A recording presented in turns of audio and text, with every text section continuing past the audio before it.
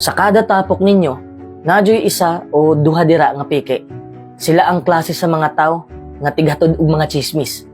Sa panahon karon, way pili. Bisan paglaki, kabalo na mandaot sa iyang isig ka tawo ug kabalo na pud manglibak.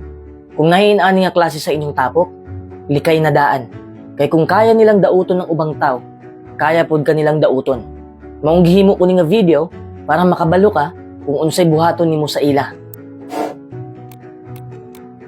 Number 1, respetua gihapon sila. Ang negatibo nilang aksyon, balusig positibong reaksyon. Ay padala sa ilang pagka-negatibo. Kung mo-react ka in a negative way, maklaro nila na naapektuhan ka. Dapat ikaw ang sulundan nila. Bisag unsa pa na sila kasamok, tagaay gihapon sila respeto. Timani ha, mas maayo pang maghilom kaysa makasulti kag di maayo sa ila. Duha na mo negatibo. Dapat chill lang ka dira, perming mo daog ang positibo. Promise. Pero di pud pasabot, nga di na lang jud ka masuko. Naman pud kay katungod masuko. Samot na kung sobra na kaayo ilang gibuhat sa imo. Pero kung masuko ka, hinaot nga naapoy dala nga leksyon para naay makatunan imong kaatbang. Timan ilang pod nga kung masuko ka, be responsible. Sa matag aksyon nimo, naadjud nay reaksyon. Maong dawata kung unsa man gani dangatan sa imong kasuko. Number 2, distansya sa ila. Kung di nila kayang mo palayo, ikaw nalay palayo. Kung di ka ginahana ng tawhana, palayo diretso. Pero naapoy iban mangutana. Unsaon pagpalayo nga katrabaho man ako ang taong peke. Simple raman pud ang tubag. Di raman pud siya lang isa imong katrabaho, di ba? Kaya na nimong layuan. Dili ka bastusan ang mopalayo sa mga tawo nga negatibo. Ni palayo ka kay mahal nimo imong kaugalingon. Di ka gustong maapektuhan imong kalinaw. Kung ako ang papilion, I will walk away and I won't engage with them. Number 3, paghilom. Kung naa mo sa tapok, nya maghilom-hilom ra ka, dali nimong mailhan ang taong peke. Maong agpalabig tabi, kay kung sobra ka katabian, di ka kaobserba sa mga tao sa imong palibot.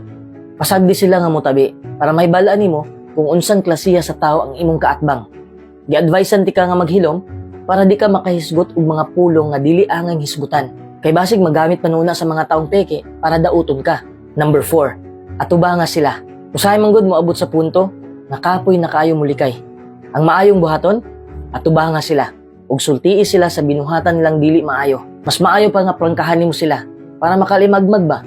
Pero ay pag-expect nga mabag-o nimo sila. Bisan pag maayo imong pagkasulti, masuko jud na sila nimo. Dapat andam pud ka sa ilang reaksyon. Number 5, dungga sila. Dili pwede nga ikaw risig yaw-yaw dira. Paminawa pud ilang side. Di ba ingon ko sa number 1, nga respetua sila? Pinaagi sa pagpaminaw sa ilang side, dira nimo mapakita imong respeto. Para mahibalan nimo kung nganong peke ilang batasan. Siguro naa sila bati nga kaagi. O siguro insecure sila. Number 6, agnaog sa ilang level. Kung musabay ka sa ilang pagka-negatibo, mura na pud nang naingon nga otro kang peke. Kay gisamin man nimo ilang batasan, kung balusan nimo sila pandaot, makaingon pud tong uban nimo mga friends na toxic ka. Layuan na noon kanila. When you stoop to the level, you become fake and toxic yourself. Di ka gustong peke nga tao, di ba? Nganong awaton man nimo ilang binuhatan. Don't make the situation any harder than it needs to be. Hold your tongue when you get the impulse to fire back at them. Pilia ang magpakabutan. Number 7, higugmaha ang tinuod nimong higala. Kung kabalo na ka kinsay peke sa imong palibot, higugmaha atong nagpabiling matinud-anon nimo. Kay talagsaon na lang na sila karon. Didto lang kuyog sa mga taong gimotivate ka, sa mga taong mosuporta nimo, sa mga taong nasa imong kiliran kung problematika. Number 8, pakigstorya sa imong mga higala. Unsay pasabot na ako ani?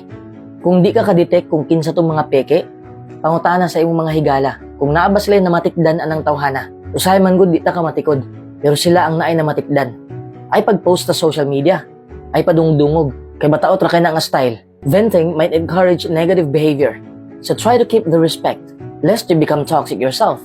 Number 9, pangayog tambag. Kung di ka kabalo kung unsay buhaton nimo sa ila, pagpatambag. Magpatabang ka. Nahinay bala ng ubang tao nga wa nimo nahibali. Maong pangutana, kung di ka magpatabang, basig maabot sa punto nga maapektuhan na imong pangisip. Kay di masulbad ang kasamok nga dalaan ng mga peke nga tao. Remember that your self-care should still be a priority in this situation.